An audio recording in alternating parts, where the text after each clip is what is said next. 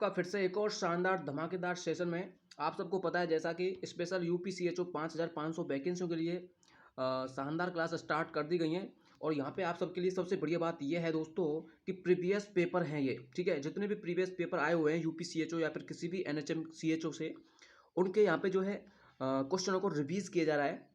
और उसके साथ ही आपके लिए सारे ऑप्शंस के साथ में अच्छे तरीके से एक्सप्लेन किया जा रहा है रैशनल के साथ में। तो दोस्तों आज की जो आपके लिए क्लास होने वाली है, क्लास 16 होने वाली है। अगर आपने पिछली क्लास नहीं देखी दोस्तों, अगर आपको सिलेक्शन चाहिए दोस्तों, ये आपके लिए बहुत शानदार क्लास रहने वाली है। और आप अपनी स्टडी को कंटिन्यूस रखिए, उसके साथ में ही आप क्वेश्चन सेशन का जो है रिवीजन कीजिए। तो चलिए दोस्तों स्टार्ट कर लेते हैं आज के पहले क्वेश्चन से। जैसा डियर स्टूडेंट्स आप देख पा रहे हैं, आज का पहला क्वेश्चन है यहाँ पे सर्जिकल, ठीक है। यहाँ पे आपका पहला क्वेश्चन है, जी हाँ, सर्जिकल रिमूवल ऑफ इन्फेक्टेड और dead tissue from the bound is called as. तो सर्जिकल रिमूवल किया जाता है किसका? इन्फेक्टेड और डेड टिश्यू जो होते हैं, जो नेक्रोसिस टिश्यू जो होते हैं, ठीक है, नेक्रोसिस टिश्यू, उन्हीं को जो है डेड टिश्यू बोला जाता है। उसके साथ में इनको जो अलग किया जा रहा है वुंड से, तो उसको हम क्या बोलेंगे? देखिए बहुत ही शानदार क्वेश्चन है दोस्तों, और काफ़ी बार एग्जाम में इस तरीके के क्वेश्चन आया हुआ है। अब इसमें आपको अलग अलग ऑप्शन देखने को मिलेंगे, डेसेंस, डेब्रिडमेंट, इंसिजन एंड ड्रेनेज और डिवर्किंग। दोस्तों इन ऑप्शंस में से एक ना एक क्वेश्चन हमेशा पूछा जाता है, तो इसलिए इन चारों ऑप्शनों को मैं आपको क्लियर करूंगा, उसके साथ ही इसका जो है करेक्ट आंसर बताऊंगा। तो दोस्तों इसके बारे में अगर बात की जाए तो इसका जो करेक्ट आंसर क्या होगा, सबसे पहले आप जो है अपने हिसाब से आंसर देने की कोशिश करेंगे, ठीक है, ठीक है। उसके साथ में जो है आप अपना आंसर देंगे और उसके साथ में मैं आपको एक्सप्लेन भी करूंगा। तो चलिए आपका आंसर क्या होने वाला है। इसका जो आंसर होने वाला है दोस्तों, इसका जो आंसर है ऑप्शन बी, क्या है? डेब्रिडमेंट। अब डेब्रिडमेंट के बारे में आपको बताऊंगा। सबसे पहले बताऊंगा मैं आपको डिबल्किंग के बारे में। डिबल्किंग क्या होती है? देखिए डिबल्किंग का मतलब होता है जैसे बॉडी से किसी भी पार्ट को, मतलब बॉडी की किसी भी जैसे मान लीजिए किसी भी स्ट्रक्चर है, उसको वापस से रिफिक्स करते हैं, यानी कि दोबारा से, जैसे इस पार्ट को यहाँ से हटाया गया है तो ये पार्ट रिमूव हो गया, इसको दोबारा से चिपकाते हैं, उसी को जो दोस्तों डिबल्किंग बोलते हैं। सिंपल शब्दों में मैं आपको बताऊंगा, ऐसा नहीं कि किताबी लैंग्वेज में मैं आपको बताऊंगा। मैं अपने अकॉर्डिंग आप सबकी समझ में आ जाए उसी तरीके से मैं आपको जो है एक्सप्लेन करूंगा, ठीक है, ठीक है। जो नेक्स्ट क्वेश्चन है आपका, नेक्स्ट जो सॉरी ऑप्शंस है, option C, incision and drainage.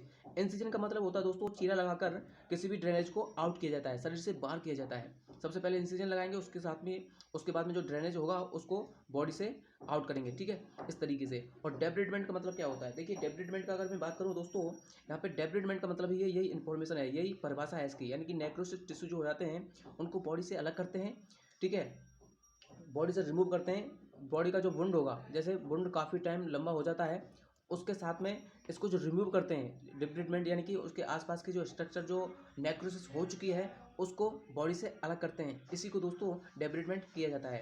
और एक होता है दोस्तों डेसेंस। इसको क्या बोलते हैं? डेसेंस का मतलब होता है दोस्तों, एक होता है डेसेंस और एक एविस्ट्रेशन, ठीक है। इसमें दो स्ट्रक्चर होती है दोस्तों, कंफर्म एक क्वेश्चन यहाँ से बनता है, एक डेसेंस और एक होता है एविस्ट्रेशन, सिरेशन, ठीक है, इसलिए आप याद रखिएगा। डेसिरेशन का मतलब एविस, ई से मतलब एग्जिट, ठीक है, यानी कि कोई भी जैसे ऑर्गन की स्ट्रेचिंग हुई है, स्ट्रेचिंग के जो है स्ट्रेचिंग ओपन हो जाती है और उसके साथ में जो अंदर वाला ऑर्गन होता है, अंदर वाला ऑर्गन जो होता है वो आउट आउट हो जाता है, ठीक है, और दिखता है वहाँ से, तो इसी को बोलते हैं एविस्ट्रेशन, यानी कि एग्जिट, एग्जिट हो जाता है। और डेसेंस मतलब होता है जो स्टिच किए हुए थे दोस्तों वो ओपन हो जाते हैं, वहाँ का स्पेस ओपन हो जाता है। जैसे मान के चलिए यहाँ पे जो इस पार्ट की जो है स्टिचिंग हुई है इस तरीके से, ठीक है। अब ये ओपन आपको जो दिख रहा है ओपन हो गया है, तो इसी को जो है दोस्तों डेसेंस बोलते हैं। इसको आप याद रखिएगा, यहाँ से क्वेश्चन हमेशा एक क्वेश्चन आता है, तो मैं आपसे कहना यही चाहूँगा दोस्तों, इस तरीके से आप पढ़िए और जो आपको ऐसा लगता है कि हमने ये पहले नहीं पढ़ा है तो उसको आप नोट कर लीजिए, ठीक है। तो बहुत ही शानदार तरीके से आपके लिए तैयारी हो जाएगी और CHO के लिए बहुत पर्याप्त है इतना पोर्शन, ठीक है। अब चलिए नेक्स्ट क्वेश्चन की बात करते हैं। इसी तरीके से आपको सारे क्वेश्चंस जो है मैं आपको बताने की कोशिश करूंगा, और कोई भी क्वेश्चन में थोड़ी गलती या फिर कोई समझ में नहीं आए, कोई भी त्रुटि या फिर कोई कमी, कोई भी कन्फ्यूजन रहती है दोस्तों, तो आप कमेंट करके जरूर बताइएगा। अगर वीडियो थोड़ा सा भी अच्छा लगता है तो लाइक जरूर कीजिएगा, ठीक है। चलिए नेक्स्ट क्वेश्चन आपके देख लेते हैं। नेक्स्ट क्वेश्चन क्या है? क्वेश्चन है दोस्तों, नेक्स्ट क्वेश्चन आपको बहुत ही शानदार क्वेश्चन है।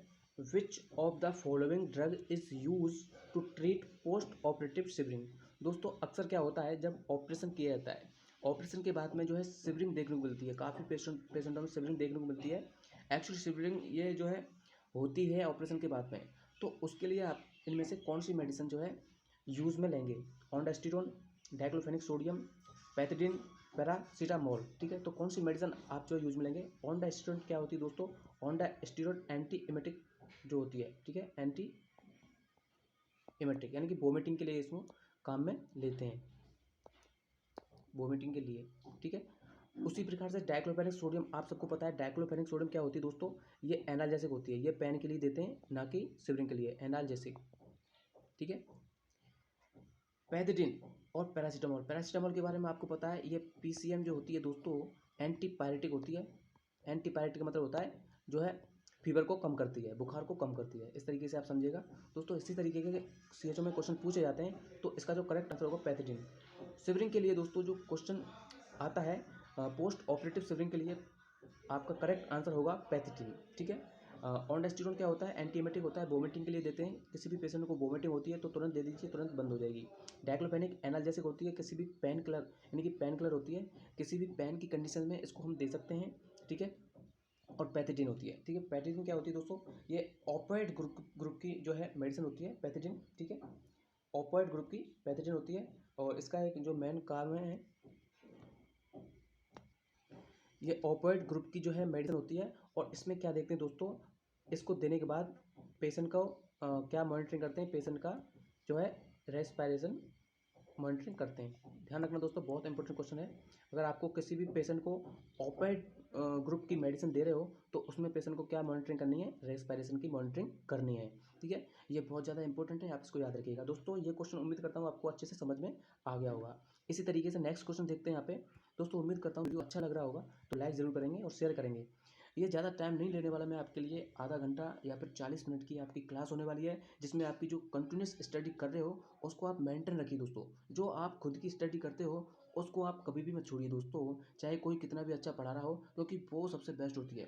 ये जो क्वेश्चन होते हैं यूट्यूब के द्वारा कोई भी पढ़ाता है तो वो रिवीजन के लिए होते हैं, और आपकी जो आप जिनको पढ़ चुके हैं उनका रिवीजन होता है, और उसी तरीके से आप उनको याद जो है अच्छे से माइंड में सेट हो जाते हैं। इसी तरीके से अब ट्रिक के माध्यम से भी आपको जो है याद हो जाते हैं, कोई ना कोई अच्छी ट्रिक बता देता है। जैसे मैं आपके लिए बार बार बताता रहता हूँ किस तरीके से आपको याद रखना है। जैसे एग्जिट एबिस्ट्रेशन के लिए बताया और डी एसरेशन के लिए बताया था। ई से मतलब एग्जिट यानी कि इसमें ऑर्गन जो है आउट हो जाता है, और इसका मतलब आपको पता ही लग जाएगा यानी कि स्टिच रिमूव हो गए हैं, ठीक है। इसी तरीके से आपको याद करने के लिए बताया जा रहा है। नेक्स्ट क्वेश्चन आपका क्या है? बहुत ही शानदार क्वेश्चन ये भी।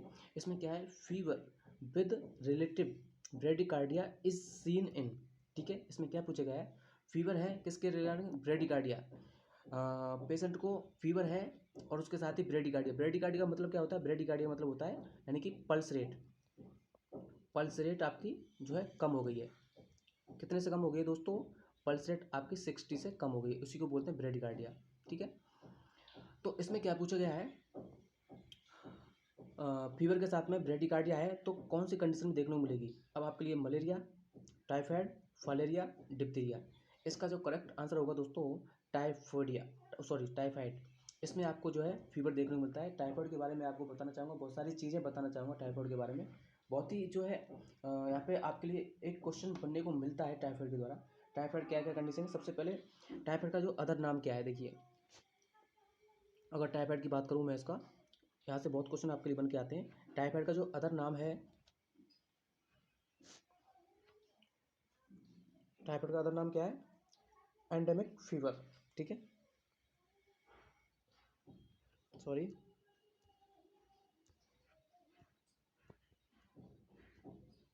एंडेमिक फीवर, ठीक है, ये इसका अदर नाम है। और इसका दूसरा नाम और एक दोस्तों काफ़ी नामों से जो है एक बीमारी को जाना जाता है, step ladder fever. Step ladder fever, ठीक है, इस नाम से भी इसको जाना जाता है। और यहाँ पे दोस्तों यहाँ इसमें क्या देखने को मिलती है आपको, इसमें आपको जो साइन इसके देखने को मिलेंगे टाइफाइड फीवर के, यहाँ पे डायकोट्रिक पल्स, ठीक है, डायकोट्रिक पल्स, ठीक है। अब इसमें देखिए डायकोटिक पल्स क्या होती है, डबल पल्स जो है फील होती है, और पी सूप डायरिया इसमें देखने को मिलता है। उस टाइफाइड की बात बता रहा हूँ मैं आपको। पी सूप डायरिया इसका मोस्ट कॉमन जो साइन होता है, पी सूप डायरिया, इससे क्वेश्चन पूछा जाता है, पी सूप डायरिया, ठीक है। उसके साथ में फैगेट साइन इसमें देखने को मिलता है। क्वेश्चन जहाँ से बनते हैं दोस्तों, उन्हीं को बातों को मैं आपको बता रहा हूँ, एक्स्ट्रा कुछ भी नहीं बता रहा। पी सूप डायरिया देखने को मिलता है, फैगेट साइन देखने को मिलता है दोस्तों, फैगेट साइन। रोज स्पॉट साइन देखने को मिलता है, रोज स्पॉट यानी कि फेस पे और बॉडी पे जो है रोज स्पॉट, रोज की जैसी रेड रेड दाने देखने को मिलते हैं। ये आपको सब किस में देखने को मिलते हैं, टाइफाइड में देखने को मिलते हैं। अदर नाम क्या है दोस्तों, step bladder fever, endemic typhus, ठीक है। और जो है आपका और क्या बताया था मैंने आपको अभी, इंडेक्स ऑफ जनरल सेंटाइन, ये भी इसका जो है अदर नाम होता है, इंडेक्स ऑफ जनरल सैनिटायर, ठीक है, इसको भी आप याद रखिएगा। दूसरी बात, मलेरिया के बारे में आप अच्छे से जानते हैं, मलेरिया की जो ड्रग्स होती हैं प्रेगनेंसी में देने के लिए, इसके लिए मैं अलग से आपके लिए जो क्वेश्चन आएगा उसमें अच्छे से बताऊंगा। मलेरिया के लिए, मलेरिया से क्वेश्चन हमेशा पूछे जाते हैं, ठीक है। मलेरिया प्रोटोजोआ के द्वारा होता है, याद रखिए, प्रोटोजोआ, एक क्वेश्चन हमेशा आता है, ये प्रोटोजोआ के द्वारा होता है। मलेरिया किसके द्वारा होता है, मलेरिया प्रोटोजोआ डिजीज है। फाइलेरिया के बारे में आपको सबको तो पहले फाइलेरिया के बारे में आपको बताऊंगा अच्छे से, और डिप्थीरिया, ठीक है, डिप्थीरिया के बारे में भी मैं आपको बता दूंगा, ठीक है। अब लेकिन आपको टाइफाइड के बारे में अच्छे से पता चल गया होगा, ठीक है। चलिए नेक्स्ट क्वेश्चन, आपका नेक्स्ट क्वेश्चन क्या है। नेक्स्ट क्वेश्चन दोस्तों ये भी बहुत ही शानदार क्वेश्चन है, और ये क्वेश्चन अक्सर पूछा है, position to be given to an unconscious patient, यानी कि कोई अनकॉन्शियस पेशेंट है जिसको होश नहीं है अपना, तो उसको कौन सी पोजीशन में रखेंगे, कौन सी पोजीशन उसको देंगे, side line, supine, prone, Sims. तो दोस्तों आप सबको पता होना चाहिए, अनकॉन्शियस पेशेंट है उसको कुछ भी पता नहीं हुआ, उसके जो है पानी दे रहे हैं तो वो एस्पायरेट हो सकता है, इसलिए उसको जो है साइड साइड लाइन पोजीशन देते हैं, ठीक है, साइड लाइन। जिससे अगर साइड लाइन पोजीशन देंगे तो एक साइड में उसका मुंह रहेगा, और जो भी सीक्रेशन आएंगे, सलाइवा आएगा, वो एक साइड से निकलते हुआ चला जाएगा। अगर वो सलाइवा नहीं जाएगा, बाहर नहीं जाएगा, तो दोस्तों वो पेशेंट जो है एस्पायरेट कर सकता है, ठीक है, एस्पायरेट कर सकता है, जिससे जो है चॉकिंग की प्रॉब्लम हो जाती है, जिससे रेस्पायरेशन रुक सकता है। इसलिए प्रॉब्लम के लिए जो है ये जो है बहुत फीटल कंडीशन हो सकती है, इसलिए पेशेंट को साइलेंट पोजीशन देते हैं, सुपाइन पोजीशन नहीं देते, प्रॉन पोजीशन नहीं देते, सिम्स पोजीशन नहीं देते। सुपाइन पोजीशन आपको सबको पता है, सुपाइन पोजीशन इस तरीके से होती है, पेशेंट लेटा हुआ है, ठीक है, सीधा लेटा हुआ है, ठीक है, इस तरीके से। और प्रॉन पोजीशन दोस्तों पेशेंट उल्टा लेटा हुआ है, पेशेंट उल्टा लेटा हुआ रहता है, ठीक है, इस तरीके से, ठीक है, उल्टा लेटा हुआ है, ये उल्टा है, ठीक है, इस तरीके से। और सिम्स दोस्तों, सिम्स ये थोड़ी लेटर पोजीशन होती है, इसमें थोड़े जो है वन हैंड और वन लेग फ्लैक्स होती है, और वन हैंड और वन लेग जो है एक्सटेंस होती है, इस तरीके से सिम्स लेटर पोजीशन होती है। ये थोड़ी सी लेटरली होती है, ठीक है, सिम्स लेटर पोजीशन उसको बोलते हैं शॉर्ट में। साइड लाइन पोजीशन के बारे में आपको पता लग गया, सुपाइन, प्रॉन, सिम्स, ठीक है। इसी तरीके से नेक्स्ट क्वेश्चन आपको देखते हैं दोस्तों, बहुत ही शानदार क्वेश्चन है ये। The cardinal sign of the body include the following except. Cardinal sign दोस्तों, कार्डिनल साइन आप सबको पता है कौन कौन से होते हैं कार्डिनल साइंस, इसके बारे में आपको बताऊंगा। सबसे पहले इसका आंसर बताइए आप, the cardinal sign of the body include the following except. क्या होता है दोस्तों कार्डिनल साइन, कार्डिनल साइन ऐसे साइन जो बॉडी के लिए अत्यधिक इंपॉर्टेंट होते हैं, जैसे रेस्पायरेशन हो गया, ठीक है, रेस्पायरेशन हो गया, टेम्परेचर हो गया, और बीपी हो गया, इस तरीके से कार्डिनल साइन है दोस्तों। पल्स रेट होगी, तो यहाँ पे आपके लिए एक्सेप्ट पूछा है तो उनमें से एक नहीं है। ब्लड प्रेशर आपका कार्डिनल साइन है, टेम्परेचर आपका कार्डिनल साइन है, ब्लड ग्लूकोज लेवल ये दोस्तों आपका कार्डिनल साइन नहीं है, और आपका हार्ट बीट भी कार्डिनल साइन है, ठीक है, हार्ट बीट भी आपकी कार्डियक साइन है। और आपके दो जो रिमेनिंग रह गए कार्डियक साइन वो कौन कौन से हैं, और कार्डियक साइन कौन से हैं आपके, देखिए कार्डियक साइन आपके जो टोटल मैं आपको बताना चाहूँगा यहाँ पे, एक आपका पेन भी होता है कार्डियक साइन, ठीक है, पेन, और उसके साथ ही रेस्पायरेटरी रेट, इसमें रेस्पायरेटरी रेट नहीं है ना, ठीक है, रेस्पायरेटरी रेट, इस तरीके से आपके जो है एक 2, 3, 4, 5, ये 5 आपके कार्डिनल साइन होते हैं। लेकिन इमरजेंसी कंडीशन में एक जो है कार्डिनल साइन और माना जाता है, ठीक है, काफ़ी बुकों में जो है रेफर किया जाता है, वो है दोस्तों क्या, प्यूपिल,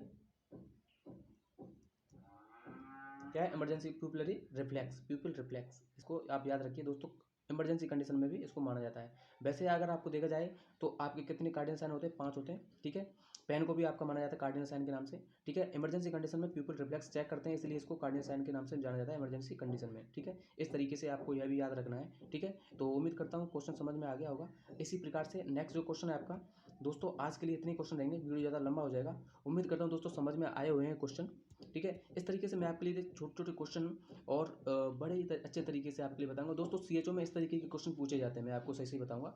सीएचओ में इसी तरीके के क्वेश्चन पूछे जाते हैं, ना ज़्यादा लेंथी होते हैं और बहुत ही शानदार क्वेश्चन पूछे जाते हैं। बस आपको कॉन्सेप्ट समझ में आना चाहिए, अच्छे तरीके से समझ में रहना चाहिए, ठीक है। तो दोस्तों वीडियो को लाइक करेंगे, शेयर करेंगे अपने सभी दोस्तों के साथ में, जितना भी मैंने आपको पढ़ाया दोस्तों। अगर आपने पिछली क्लास नहीं देखी उनको देखिए, क्योंकि आपका 100% जो भी मैं सेशन ले रहा हूँ दोस्तों, 1 या 2 क्वेश्चन 100 सेशन मैं आपके लिए जो है जितने भी सेशन हो पाएंगे उनमें से एक ना एक क्वेश्चन हमेशा मिलेगा। इसलिए सेशन को आप अच्छे से देखिए। जो भी नए स्टूडेंट्स हैं, काफ़ी स्टूडेंट्स ऐसे हैं दोस्तों जो अच्छे से पढ़ रहे हैं और जो नए नॉर्मल नॉर्मल क्वेश्चन को अच्छे से पढ़ चुके हैं, लेकिन जो नए स्टूडेंट्स हैं जो सीएचओ की तैयारी कर रहे हैं उनके लिए बेस्ट क्वेश्चन है दोस्तों।